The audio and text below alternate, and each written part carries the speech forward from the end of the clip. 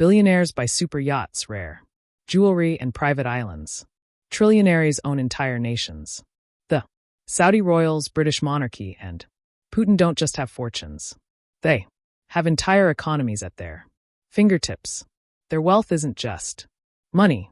It's oil-rich kingdoms, centuries of looted artifacts, and palaces that make Versailles look modest.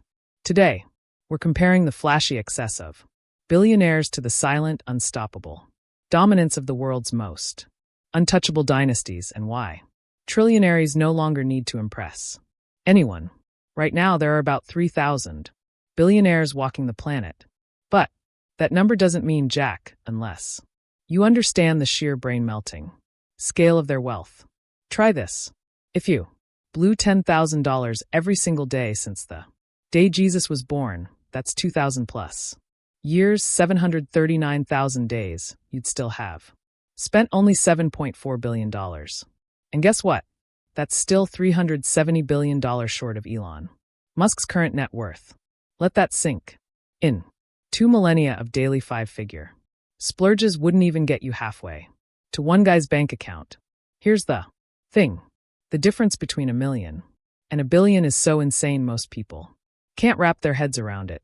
Think of it like time. 1 million seconds is 11 days. 1 billion seconds, 31 freaking years.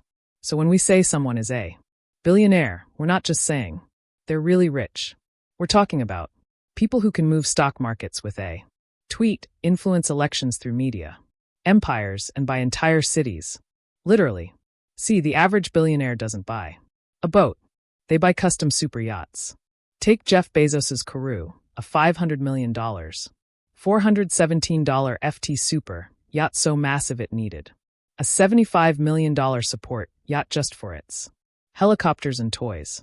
It has 3 decks, a swimming pool that morphs into a dance floor, a 25-person crew whose sole job is to keep the champagne chilled and the caviar flowing. Meanwhile, other billionaires like Bill Gates splurge on a $124 million smart mansion called Xanadu 2.0, where guests are handed electronic badges the second they walk in so the house can track their every move like a butler with Bluetooth, lighting, temperature, even the music shift to match their personal tastes. And tucked inside his private library, a $30 million Leonardo da Vinci notebook, the Codex Leicester, casually displayed like it's a coffee table book from Barnes & Noble. That's insane, right? Well, wait till we talk about trillionaires. Now, no individual outside comic books or memes or public records has a personal net worth of $1 trillion. Instead, we're talking about families and rulers whose combined wealth or national funds break the trillion barrier. These are people like the House of Saud, the Saudi royal family, which controls an estimated $1.4 trillion fortune. Yes, trillion with a T. That's more than the GDP of some G20 countries. But there is something we must get out of the way right now. Sometimes for regular folks like you and I, the lines get a little blurry. We can't really tell the difference between luxury and real wealth. I mean, both billionaires and trillionaires can casually toss hundreds of millions at whatever they want, right? But trust me, even billionaires don't mix that up. So for the sake of this video, try to channel your inner billionaire. Now let's get one thing straight. Trillionaires don't lose $34 billion because of a Twitter beef with another billionaire president. That's billionaire drama. Trillionaires don't play in the comments. They play on a different level entirely. But here's the wild part. Despite all that distance in net worth and power, there is one thing a billionaire, a trillionaire, and even you have in common. No, not offshore accounts, not private jets. It's something way more primal. You all love a good mansion. Didn't see that coming, did you? You see, everyone loves a luxurious house.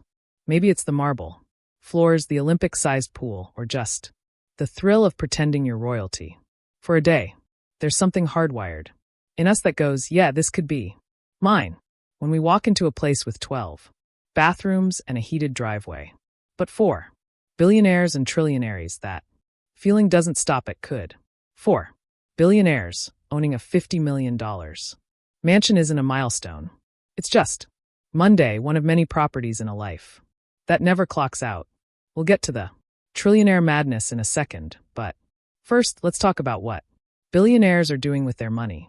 Take Larry Ellison, co-founder of Oracle, and full-time real estate collector. The man treats high-end properties the way others collect baseball cards. He bought 98% of the Hawaiian island of Lifor, around $300 million, then pumped hundreds of millions more into, transforming it into a luxury ecoepia. On Lanai, Ellison doesn't just own land. He controls the narrative. There's a Four Seasons resort, an organic farm, and enough privacy to make the CIA jealous. Then he set records in Florida by buying a $173 million estate in Palm Beach. 22 acres of beachfront that became the most expensive home ever sold in the state. Out in California, he spent over $100 million restoring a 39-room mansion in Newport, turning it into his personal art museum. Add to that his multiple Malibu beachfront houses and a Japanese-style estate in Silicon Valley. You get the idea. The man collects mansions like Pokemon. Now Jeff Bezos when he's not launching rockets or reshaping retail. He's on a property rampage that could make a Bond villain blush. In Miami, Bezos dropped a total of $237 million to scoop up 3 homes on the infamous Billionaire Bunker Island, buying one for $68 million, another for $79 million, and a third for $90 million. He might bulldoze a couple and merge them into a single supersized compound. Because why not? Over in Beverly Hills, he bought the Jack Warner estate for $165 million, complete with manicured gardens and guest houses that look like royal retreats. And in Hawaii, of course, there's a $78 million 14-acre estate on Maui for when he needs to unplug with cocktails and maybe a submarine. His $80 million in Manhattan condos overlook Madison Square Park. And his estate in Medina, Washington sits right next to Bill Gates. Bezos's real estate portfolio isn't just expensive. It's like someone Googled best properties in the world and bought everything on page 1. Mark Zuckerberg, maybe the most introverted billionaire in the bunch, but his approach to real estate screams Fort Knox. His first place was a modest $7 million home in Palo Alto, but that didn't last. He quietly bought the 4 neighboring properties totaling over $43 million, just to stop anyone from getting too close.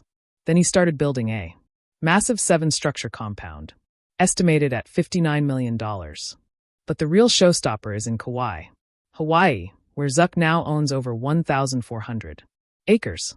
He's reportedly building a $100+ million underground bunker complex, with its own power plant, blast-proof doors, and more bedrooms than a boutique hotel. Even budget-conscious spenders, like Elon Musk, dipped into mansion mania before selling off his homes. Elon once owned a fleet of Bel Air mansions, one of which was Gene Wilder's old house, before pledging to sell everything off in a dramatic minimalist turn. Meanwhile, Mukesh Ambani, India's richest man, calls a 27-story vertical palace in Mumbai home. Antilia is estimated to be worth $1 to $2 billion, spans 400,000 square ft, and employs a 600-person staff to keep the lights on. It is a movie theater, spa, multiple gardens, 3 helipads, and whole floors, just 4 car storage. And then there's Nile. Niami's infamous, the one in Los Angeles, a 105,000 ft mega mansion with 21 bedrooms, a 50-car garage, a nightclub, and a jellyfish room. It flopped at its $500 million price tag and sold for a modest $141 million, proving that even billionaires have a limit on ridiculous. Still, all that wealth, child's play. Once you enter the trillionaire leagues, when you're part of a royal family, sitting on oil empires and sovereign wealth funds, mansions look more like cities. The House of Saud, for example, doesn't just run Saudi Arabia. They sit on a mountain of wealth worth trillions. Many of their palaces aren't just luxurious, they're absurd. Gold-plated ceilings, marble courtyards, private mosques, personal zoos, you name it. One of Crown Prince Mohammed bin Salman's favorite residences is a sprawling 500,000 square foot estate in Riyadh, loaded with lush gardens, giant fountains, and guards posted at every entrance. That's where he keeps his $450.3 million Leonardo da Vinci's 500-year-old painting of Jesus. The same royal family is behind Nam, the $500 billion city being constructed in the desert. It's a mega project unlike anything on Earth. A futuristic playground where trillionaires don't just live, they design entire civilizations. For them, a palace is just an address. True power comes with a zip code no one else can touch. Over in the United Arab Emirates, the House of Al Nahyan is no less extravagant. Their official residence, Qasr Al Watan, literally palace of the nation, is so ornate they opened it to the public just to show off. Think massive domes covered in gold leaf, crystal chandeliers with over 350,000 Swarovski crystals, and architecture so grand it makes Versailles look like a starter home. The chandelier alone had to be assembled on site because it couldn't physically fit through the palace doors. That level of excess isn't just about taste. It's about flexing on the global stage. And that's just their public palace. The private ones scattered across the UAE and beyond. Some are worth billions and others double as luxury hotels when they're feeling generous. Take the Emirates Palace Hotel, for example. Owned by the royal family, it ranks among the world's most expensive hotels. Qatar's royal family, the House of Al Thani, is deep in the same game. The Emir's primary residence in Doha is said to be worth $1 billion with diamond and gold encrusted decor. And that's just one of many. They've been buying up elite properties across London and Paris, including entire historic buildings like Cornwall Terrace, and converting them into palatial townhomes. One of their London penthouses at One Hyde Park is rumored to be worth over $250 million, making it a literal palace in the clouds. They also own top-tier hotels, like the Royal Monceau in Paris and the Sharon Grand in London. Owning a five-star hotel, that's just Tuesday for a trillionaire. Even smaller dynasties flex hard. The House of Grimaldi in Monaco, one of the world's wealthiest mini-states, lives in the Prince's Palace, a cliffside 12th century fortress valued somewhere between $500 million and $1.5 billion. The place is dripping with Renaissance fresco, gold-trimmed chambers, and artifacts that belong in a museum. But the real flex, they also basically own the entire country.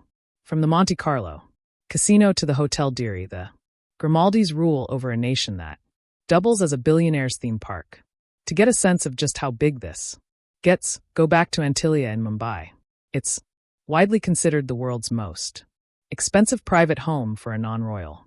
But compared to Saudi royal compounds, it looks like a bachelor pad. Some Saudi palaces take up entire districts in Riyadh. Al Yamama Palace, for example, is so vast it operates like a city staffed by thousands with its own mosques, government offices, and motorcades. King Salman's personal air fleet is based at a private air base nearby, just in case he feels like flying out on a whim. Antillia has 3 helipads. That's cute.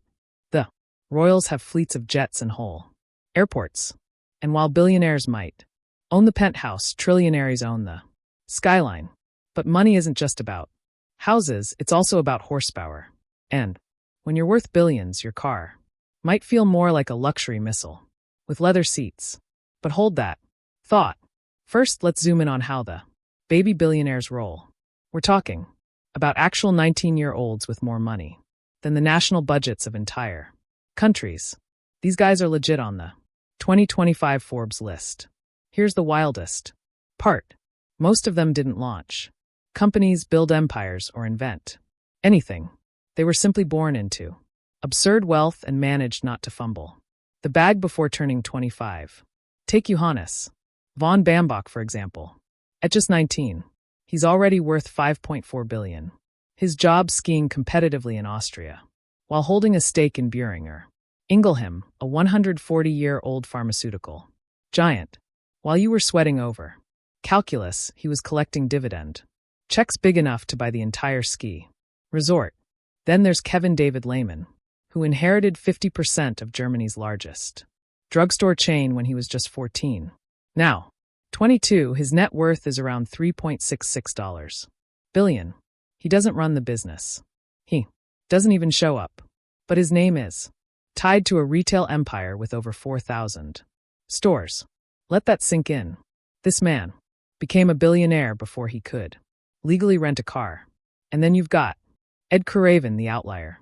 One of only 2 people on Forbes' list of youngest billionaires who actually earned his billions. He co-founded Stake.com, a crypto casino that pulled in $47 billion in revenue last year. He's 29. While the trust fund kids keep their spending quiet, Ed's out here flexing the fruits of his hustle. He owns some of Australia's most expensive homes, including an $80 million mansion on St. George's Road in Turk, a $38.5 million estate on Ororong Road, and several more in South Bank and Mount Macedon. Still, it's surreal that most of these young billionaires aren't tech bros grinding in basement or pitching VCs. They're heirs and crypto cowboys who skipped the college debt chapter and jumped straight to private island estate. No business plans, no Shark Tank moment, just generational wealth and a brilliant legal team. Now let's find out what the big boys ride. To check out the rides of Trillionaires, we have to start with 2 guys you probably wouldn't expect to be on a Forbes list, but they might as well own the bank. When you're the supreme leader of a country and the national treasury doubles as your personal piggy bank, luxury isn't a perk. It's the baseline. Kim Jong-un and Vladimir Putin don't just control their countries. They control where every dollar, ruble, or one goes.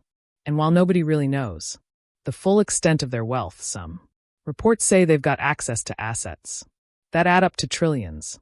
And with that kind of unchecked power comes the urge to live like a Bond villain. While most of North Korea is stuck in survival mode, Kim's daily life looks like a GTA cheat code.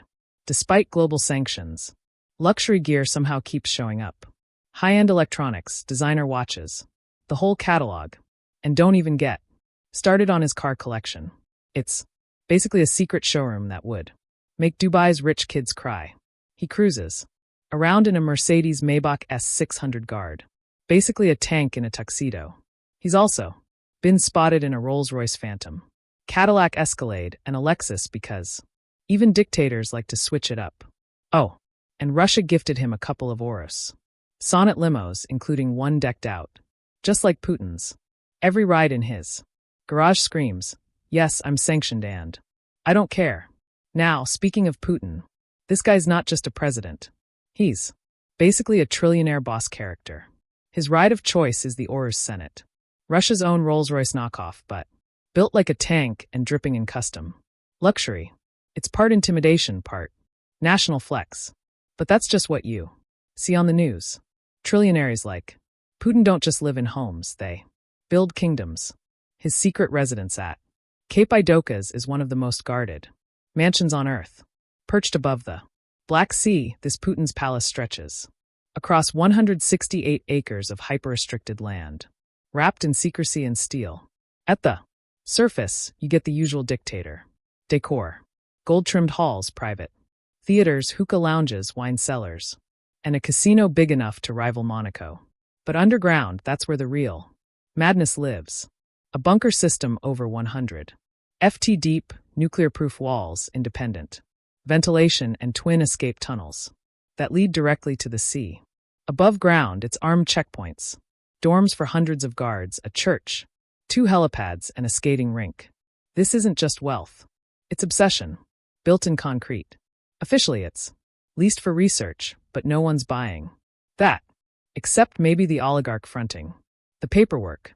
In his private mansions, like the one in Marba with a 22-car garage, he's probably got the full European catalog: Bentleys, Mercs, and maybe a Ferrari or 2 for weekend vibes.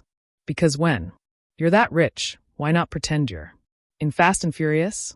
For the billionaires, the must-haves are private jets, fancy cars, and maybe a yacht if they fancy the sea. Many billionaires Stick to the tried and true Gulfstream or Bombardier private jets, typically $50. Million sleek planes that spare them the TSA line. For example, Jeff Bezos has a Gulfstream G650E, about $70 million to hop between meetings. Though given his wealth, he could buy a fleet of 100 and still have change. Mark Zuckerberg, as private as he is, racks up millions on private jet travel. Paid by Facebook, over $25 million on personal security and jets in one recent year. When it comes to yachts, billionaires compete in a who's got the biggest boat contest. The classic example, Russian billionaire Roman Abramovich's yacht Eclipse, 533 feet of floating fortress that cost at least $600 million. Eclipse is famous for its missile defense system, armor plating, and even an anti-paparazzi laser shield that can detect digital camera sensors and shine lights to ruin any photos. Overkill. For a billionaire, overkill is just standard kit. Abramovich's boat also has not one but two helipads, a submarine, and a military-grade missile detection system. He basically built a warship to throw parties at sea. And guess what? Eclipse is only the world's second largest private yacht. Now the current title goes to a yacht called Awesome, about 590 feet long, which actually belongs to a member of Abu Dhabi's royal family. Meanwhile, Amazon's Jeff Bezos made waves by ordering a 417-foot sailing yacht, rumored to cost around $500 million. It was so tall they considered dismantling a Dutch bridge to let it out, causing a media frenzy. Bezos eventually had the mast installed after moving it to spare the bridge. If billionaires treat themselves to nice vehicles, trillionaires treat themselves to fleets. For the trillionaire class, one Gulfstream isn't enough. They have whole aviation wings. Example, the Saudi Royal Flight operates a fleet of Boeing 747s, 777s, and Airbus A340/A380, outfitted as flying palaces. King Salman of Saudi Arabia doesn't just have a private jet. He has a personal Boeing 747 Jumbo with a gold-trimmed interior, plus access to a Royal Airbus A380 Super Jumbo, reportedly configured with amenities like throne rooms and wellness spas. Fun fact, a Saudi prince once looked at the world's biggest passenger plane and thought, yeah, I'll take one for myself. And he did just that. He made a custom interior with a garage, stable, and concert hall on board, costing about $500 million. Now that's a flying palace. And that's a wrap. If this video blew your mind even a little, hit that like button so the algorithm knows you survived, and subscribe if you want more deep dives into the world of untouchable wealth, secret power, and the stories they don't teach in school. Thanks for watching. See you in the next.